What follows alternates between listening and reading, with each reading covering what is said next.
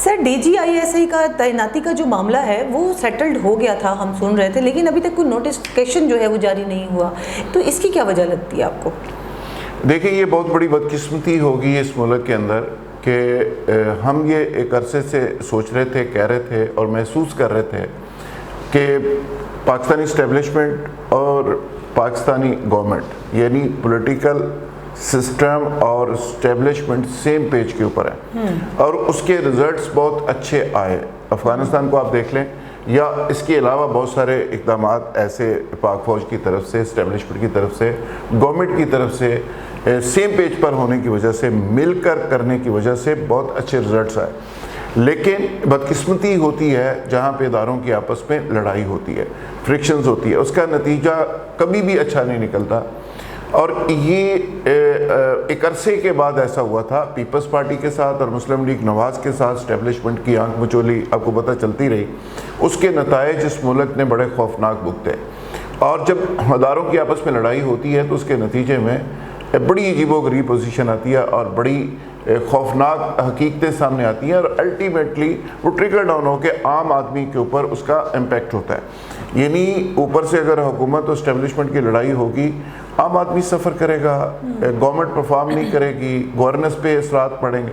तो अभी भी ये डीजीआईएसआई वाला जो मामला था बड़ा सिंपल और सादा मामला था कि उसका फ़ौज का एक कमांडर है, कमांडर समझता है कि मुझे कौन सा बंदा कहाँ पे लगाना है, किस तरह से काम करना है। तो मेरा ख्याल है कि प्राइम मिनिस्टर साहब को उस पर बहुत ज़्यादा अड़ना नहीं चाहिए था। लेकिन आपने जो बुनियादी सवाल किया कि ये मामला तो सेटल हो चुका था हमारे ख्याल में, लेकिन फिर ये मामला प्रोलॉन्ग क्यों हो रहा है, तो इसमें भी बड़ी बड़ी खौफनाक चीज़ें सामने आ रही हैं और उन सारी चीज़ों को शायद बयान करना मुमकिन ना हो, लेकिन सूरत हाल टेंस है स्टिल।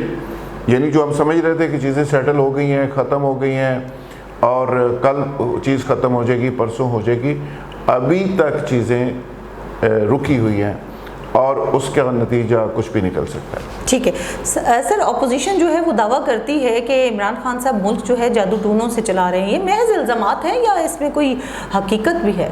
मैं इससे अवॉइड कर रहा था, आपने फिर वो सवाल कर दिया तो बताना पड़ेगा। सूरत हाल काफ़ी हद तक ऐसे ही है।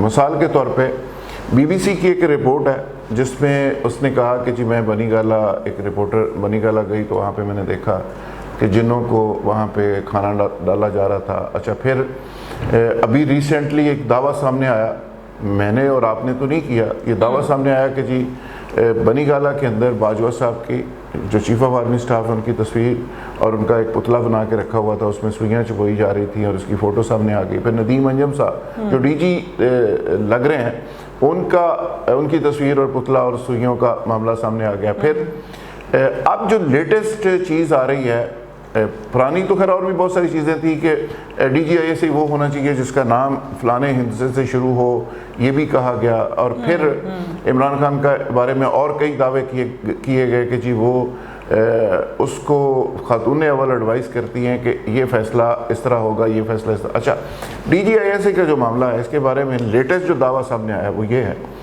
और इसको इन्फॉर्मेशन भी समझ लें और दावा भी समझ लें, और बड़े बावसूख ज़राए से कुछ लोगों ने दावा किया कि इमरान खान साहब को रोका गया है कि आप चांद की फ़लाँ तारीख और फ़लाँ दिनों में शाम के अंधेरे जब हो जाए तो उस वक़्त आप ये नोटिफिकेशन पे दस्तखत करेंगे तो उसके नताइज अच्छे होंगे, अगर किसी उससे पहले करेंगे तो उसके नताइज अच्छे नहीं होंगे। तो ये कहा जा रहा है कि एक स्पीड ब्रेकर बीच में है, वो नदीम अंजम के ऊपर ही साइन कर देंगे, लेकिन उसके लिए टाइमिंग जो है उसको कहा जा रहा है कि वो अभी नहीं आई, और जब वो टाइमिंग आएगी एज़ पर फार्मूला तो फिर उस पर उस तरीके से दस्तखत कर दिए जाएंगे। तो सादिया, ये सिर्फ इमरान खान का बेचारे का मसला नहीं है, ये हर हुक्मरान का मसला रहा है। बेनज़ीर का भी ये मसला था, वो बाबा दुनका साहब थे, उनसे जाके डंडे खाती थी। एक और पीर काकी ताड़ उसको कहते हैं, पता नहीं, उससे उसके पास भी चली जाती थी। अच्छा, फिर जरदारी साहब ने भी एक पीर रखा हुआ है। इवन आप हैरान होंगे कि फ़ौजी अफसर भी इसके बड़े शदीद कायल हैं। जनरल अयूब साहब का एक पीर होता था, जनरल याहिया साहब भी पीरी मुरीदी के ऊपर बड़े वो फोकस होते थे और बड़ा बिलीव करते थे। भुट्टो साहब भी एक वक्त में इसके बड़े शदीद कायल हो गए, तो नवाज शरीफ साहब भी ख़ुद जो आज इल्ज़ाम लगा रहे हैं वो बड़े शदीद तरीके से इसके कायल हैं। कलसूम मरहूमा उनकी जो मिसेस थी मोहतरमा कलसूम साहबा, वो भी पीरों फ़कीरों के ऊपर बहुत बिलीव करती थी। जब नवाज शरीफ साहब जेल में थे तो वो कोई जगह ऐसी नहीं जहाँ पे वो नहीं गई थी। इसी तरह मरियम साहबा के बारे में आपने ही प्रोग्राम किया था कि गिलास उनके हाथ में होता है, वो करिश्माती गिलास है, और गिलास कहाँ से किसने एडवाइस किया। तो ये सबकी कहानी मिलती जुलती ही है, लेकिन सवाल ये है कि अगर आप अपने बचाव के लिए, आप अपने घर में बरकत के लिए, खैर व बरकत के लिए, अपनी सेहत के लिए ये सारा कुछ कराएं तो मुझे और आपको इतराज़ नहीं होना चाहिए। लेकिन अगर कौमी मामलात पे भी चीफ ऑफ आर्मी स्टाफ कौन होना चाहिए, DGISI कौन होना चाहिए, मिनिस्टर किसको लगाया जाए, चीफ मिनिस्टर पंजाब किसको लगाया जाए, अगर ये भी जादू टूनों पे चीज़ें आ गई तो फिर अल्लाह ही हाफ़िज़। बिल्कुल, आज के प्रोग्राम के लिए इतना ही। कल दोबारा मुलाकात होगी। अल्लाह हाफ़िज़।